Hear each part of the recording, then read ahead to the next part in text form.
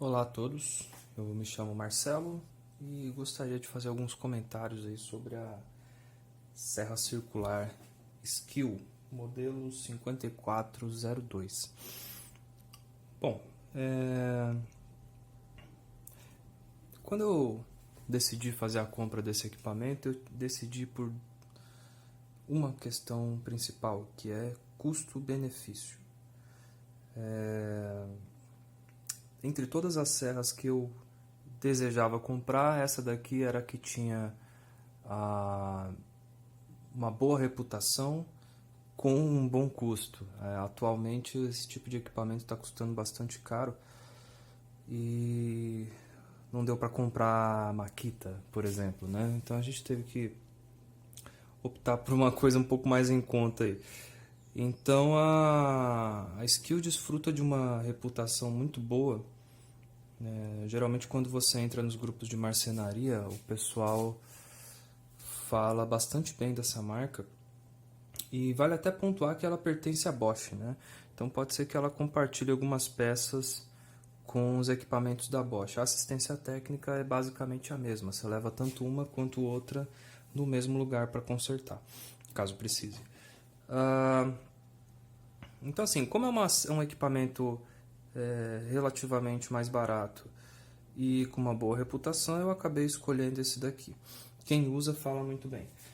E ela possui 1400 watts, então para o tipo de trabalho que eu pretendo fazer é talvez mais do que suficiente. Eu não pretendo colocar em trabalhos pesados, pelo menos não frequentemente, né? Pode ser que a gente tenha que fazer um telhadinho aqui, outro ali, mas é basicamente para trabalhar com MDF ou madeiras mais finas, né? Tábuas não muito grossas, então deve ser mais do que suficiente. Ela vem com esse disco aqui, por sinal, de fábrica, né? Depois a gente pode acabar adquirindo mais algum aí, mas já vem com esse aqui, tá? Caso, para quem quiser ver aí. Bom, falando do equipamento, eu mencionei a potência, ele tem 1400 watts.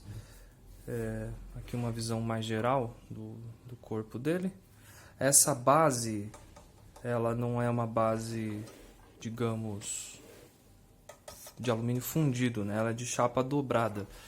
Para algumas pessoas isso pode fazer diferença, principalmente no que diz respeito à estabilidade do equipamento quando você está trabalhando com ele na mão, né? À primeira vista, eu não tenho uma opinião formada a respeito. Vou descobrir isso ao longo do tempo, conforme for me familiarizando com ele aí, né? Essa proteção aqui é de metal. Eu já vi alguns modelos em que isso aqui é de plástico. Acredito que não deva ser uma experiência, não deva ser nada bom ter essa proteção aqui de plástico.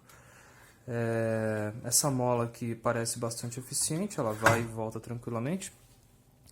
Que mais? Ela possui uma trava para troca do disco. Essa trava fica aqui por dentro. Não sei se vai dar para ver direito aí. A gente aperta aqui e trava o disco para poder fazer a troca aqui. Para fazer a troca do disco é necessário uma chave Allen. Essa chave Allen vem junto com o manual de instruções na caixa, tá?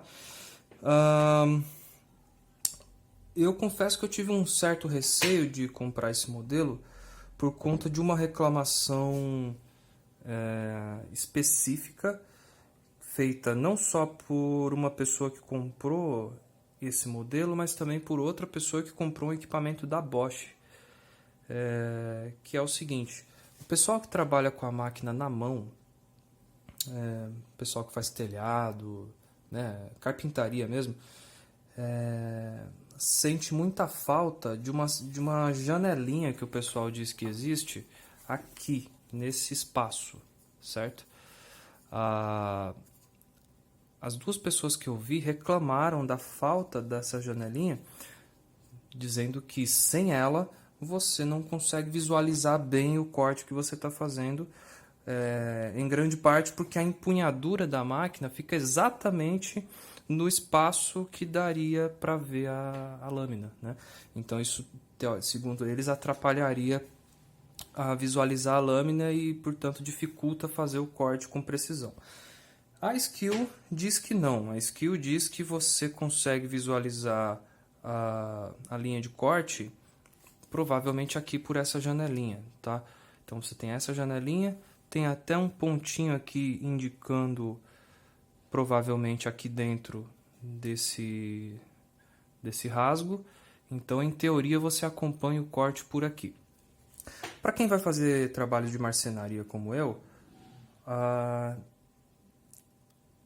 geralmente a gente vai usar uma guia, né? Uma guia de alumínio ou mesmo uma madeira que vai encostar nessa base aqui. Então, teoricamente, a gente não vai perder o controle do corte aqui. Mas é uma reclamação que eu acredito que seja importante de pontuar, porque para algumas pessoas, se você pretende trabalhar com carpintaria, talvez você devesse ver esse equipamento na loja em mãos para saber se você vai se adaptar com ele ou não, tá? Confesso que nem eu tenho certeza se vou ter algum tipo de problema com ele. Comprei pela internet. Espero não ter dores de cabeça nesse sentido, de não conseguir ver a lâmina, não conseguir ver o corte. Acho que não vai ser um problema, já que tanta gente usa essa serra e não reclama disso, tá? Então, acredito que para mim não vai ser um problema, mas se você pretende trabalhar com a máquina na mão, eu recomendo ir até a loja antes de decidir pela compra. Bom, ela tem aqui alguns parafusos.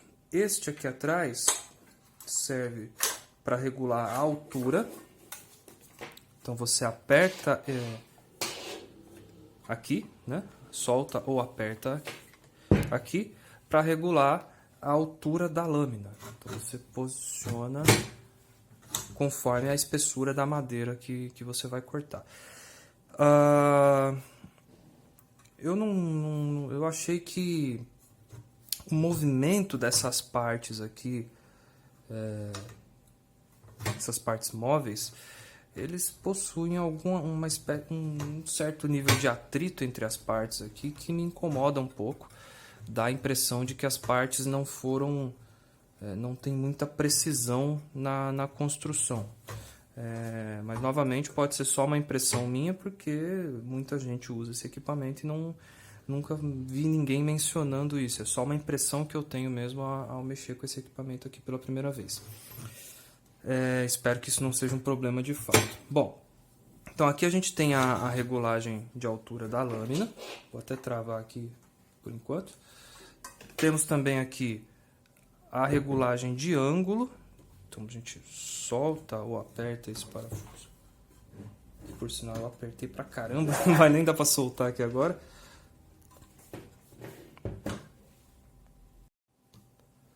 Bom, pessoal, precisei recorrer ao alicate aqui porque não estava dando para soltar na mão não, tá? Da última vez que eu tinha mexido com essa máquina, eu lembro que eu apertei bastante aqui para chegar no 0 grau aqui embaixo. Não sei se vocês conseguem ver. Acho que agora nem vai acontecer a mesma coisa. Mas na primeira vez eu tive a impressão que esse 0 não estava ficando na posição certa. Então eu puxei tudo para cá e apertei o máximo que eu pude na ocasião para evitar que ele saísse do lugar. Mas agora nem está apertado, ó, e já está na posição que precisa. Não sei se vocês vão conseguir ver aí. Aí no 0 aqui, ó. Ele tem um risquinho do lado de fora, aqui fora, e outro risquinho aqui dentro, né? Os dois estão alinhados. Na primeira vez isso não tinha acontecido, talvez porque eu não tenha prestado atenção em alguma coisa, achei que não estava legal e apertei demais e dessa vez eu precisei do alicate aqui para soltar. Mas dá para soltar com a mão, pelo jeito não precisa apertar tanto quanto eu fiz, né? Mas novamente aquela questão do atrito entre as partes aqui, eu tenho a impressão de que existe um atrito aí mais do que seria desejável, mas vamos aguardar, vamos usar a máquina. Eu posso estar falando besteira aqui, aquelas besteiras típicas de quem é leigo no assunto e ainda está aprendendo um monte de coisa. Então, o pessoal que já tem experiência, queira perdoar se eu estou falando alguma besteira aí, tá bom? Ok, então aqui é onde a gente ajusta o ângulo. Aqui a gente trava isso. Esse outro manípulo aqui é para a gente colocar o guia. O guia entra por qualquer um dos lados aqui e Aí a gente aperta ele, né, na posição que for interessante, certo? Não vou nem demorar quanto a isso. Eu creio que essa máquina pode ser interessante, em particular, para canhotos, porque ela tem esse botãozinho de trava aqui dos dois lados. Na verdade, não é nem um botão de trava, ele é um botão de acionamento, né? Você não consegue acionar a máquina sem apertar esse outro botãozinho junto. Então você aperta os dois juntos para conseguir usar. Então, para quem é canhoto, e essa foi uma reclamação que eu vi de alguma serra dessas aqui, não vou me lembrar a marca agora, mas eu lembro que a pessoa reclamava muito da impossibilidade de, como canhota, poder acionar o botão, né, para utilizar a máquina. Então, ele tinha que necessariamente ficar numa posição ruim de trabalho para conseguir fazer a máquina funcionar. Nesse caso não é assim, nesse caso a pessoa sendo canhota ela consegue acionar a máquina de um lado ou do outro, né? Porque é um botão ambidestro. Então você aperta aqui e aperta o gatilho. Se eu disser para vocês que isso aqui é confortável, eu estou mentindo, tá? Isso aqui é uma posição um pouco desajeitada, na minha opinião, porque você tem que tirar o dedo do gatilho, o dedo indicador, para chegar no botãozinho aqui que vai permitir que você acione o gatilho de verdade. Então você tem que apertar com o dedo médio o gatilho, vem com o dedão, aperta com o dedo médio o gatilho e depois você volta com o dedo indicador aqui para a posição. É um pouco desconfortável, mas é um dispositivo de segurança, né? Justamente para que não haja acionamento acidental aí. Que mais? Por último, tem essa saída aqui lateral, que é justamente para a saída de pó, né? Não tenho certeza se é possível adaptar aqui o aspirador de pó como muita gente gosta, né? Falam que isso é muito importante para quem vai trabalhar com MDF, mas por conta da densidade do pó que fica suspenso no ar e pode te dar problemas aí respiratórios, né? Então, para quem for comprar essa máquina e pretende trabalhar com MDF, como por acaso é o meu caso, convém usar a máscara, tá? Para não ficar respirando pó de madeira aí, que mais adiante pode dar problemas respiratórios, tá bom? Ninguém vai querer ficar indo no médico por causa disso. Então é isso, pessoal. Essas são as minhas primeiras impressões aí sobre esse equipamento. Espero que sejam úteis para quem estiver assistindo. Reforço que não só esse vídeo, como os anteriores desse canal, são vídeos de primeiras impressões dessas ferramentas dos vídeos que eu fiz. Eu ainda estou adquirindo experiência com esse tipo de equipamento. Muitas dessas ferramentas eu nunca tive, então ainda vou precisar adquirir experiência. Peço que vocês perdoem aí caso eu tenha falado alguma besteira, mas acredito que o que foi dito deve ser útil para bastante gente, principalmente para quem está pensando em comprar alguma coisa ainda, tá?